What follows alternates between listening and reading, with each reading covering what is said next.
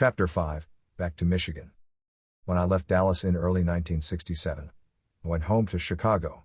I visited my sister, went to Southern Illinois and saw my uncle Butterball, and spent time with my brother. After a few weeks of that, I realized I needed to get myself situated in another territory. I had left Chicago, Michigan, and Amarillo on good terms, and could have returned to any of those areas. Unfortunately, Chicago was still dead, and after I left Amarillo I promised myself I would never go to another territory where my only option was to be a wrestler. When I left Michigan, Ruby told me I had an open door policy, so I gave him a call. I knew I could go to Michigan, find a young guy there and develop him because a lot of great talent would regularly go through there. Plus, Bert would allow me the luxury of picking who I wanted to manage, and would let me develop them the way I chose to do it.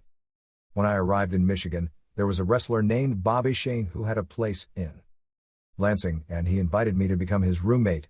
That was a pretty unique situation, because he was a babyface and I was a heel, and we were wrestling each other quite a lot during that time. Between our nightly matches and living together, Bobby and I became really close friends. I was working for the Sheik one night, booked against Tony Negro, when the Sheik walked by and muttered, "Tony, get Gary over tonight. You two figure out how to do it."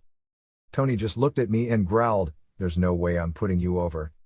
He was a big, stout English guy, and he was angry that the Sheik wanted me to win. He wouldn't even talk to me, and by the time we got to the ring, we still hadn't figured out an ending to our bout. At one point during the match, he leaned me up in the corner, and the next thing I knew I woke up. As I awoke in the middle of the ring, the referee was asking me if I was okay, but I didn't see Tony anywhere. It was obvious to me he had knocked me out, but if I potatoed someone accidentally and knocked them out, I would be the first face they saw, so I could apologize. But this guy just up and left. Even though he left the ring, I gave him the benefit of the doubt and figured he hadn't done it on purpose, because guys just didn't do things like that. We were all taught that when somebody gives you their body, you take care of it like it's your own.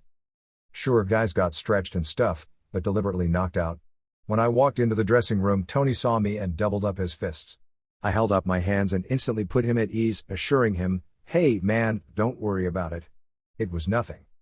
I saw him double up his fists, so I knew right then that he had sucker punched me on purpose. I walked over to my bag and calmly put a bar of soap in my sock. Then, I walked over to him as he was taking off his shoes, and I hit him in the head as hard as I could 4 times. I just whacked him and knocked him out of his chair, then stood over him like I was Al Capone. Yes, it was violent, but I had been provoked. After I left Dallas, Danny Pledges put Mike Paidhouses as Al and Carl's manager, but a great manager is born, not made. Needless to say, things didn't go so well, and Fritz and Waldo eventually killed them off. After leaving Dallas, Al and Carl came into Detroit as well. Not only did I not manage them when they came in, but I didn't even speak to them, either. I was still upset that they had royally screwed me when we were a team in Dallas, because they didn't stand up for me when the money situation arose. At one point, Carl Cox and Billy Red Lions came in for a brief tour, and brought me up to date with all the happenings in Dallas, telling me how the territory had fallen on hard times without Gary Hart. I know it sounds egotistical, but it was clearly very hard for Fritz and Ed to replace me. Carl then told me that Fritz was sorry for the way he had treated me, and wanted me to call him.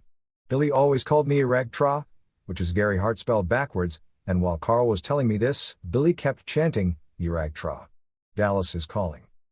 I appreciated what they were saying, but I told them both that if Fritz wanted me, he could call me himself. Not long after, Fritz did just that. He called me and was very apologetic, saying, "I'm sorry for everything that went down. We miss you here in Dallas. You really made a big impression on everyone." Yeah. I quickly added. Especially on Paul Bosch's face. I wanted to bring that incident up as soon as I could, and try to be lighthearted about it. But Fritz clearly didn't want to go there. Instead, he asked me point blank, "What would it take to get you back into Dallas?" Fortunately, I was prepared for that question, and said, "I'll only come back if we can figure out the money situation right now. I will not make less than the guys I manage, because I'm as important as getting the people into the building as they are." Fritz and I talked back and forth, and came up with a deal I was happy with. In those days, 32% of the house went to pay the wrestlers. 16% of that went to the main event, and the undercard got the other 16%. So if there were 2 main event wrestlers and no manager involved, each wrestler would get 8% of the house. Therefore, the deal was that if I managed someone in the main event, then each one of us involved would get 5.25% of the house. If I was in a tag team, we would all get 4% apiece, and if I was managing a tag team in the main event, 5 of us would get just over 3% each. On top of the main event money, if I wrestled underneath, I would get preliminary pay thrown in. Being the type of guy I was, I always split that with the guy I was managing, because I didn't think it was right to take my percentage from the main event, plus keep all of my preliminary payoff. Once that was settled, Fritz and I started throwing out names of guys that I could manage. And one of his suggestions was a journeyman wrestler by the name of Don Jardine.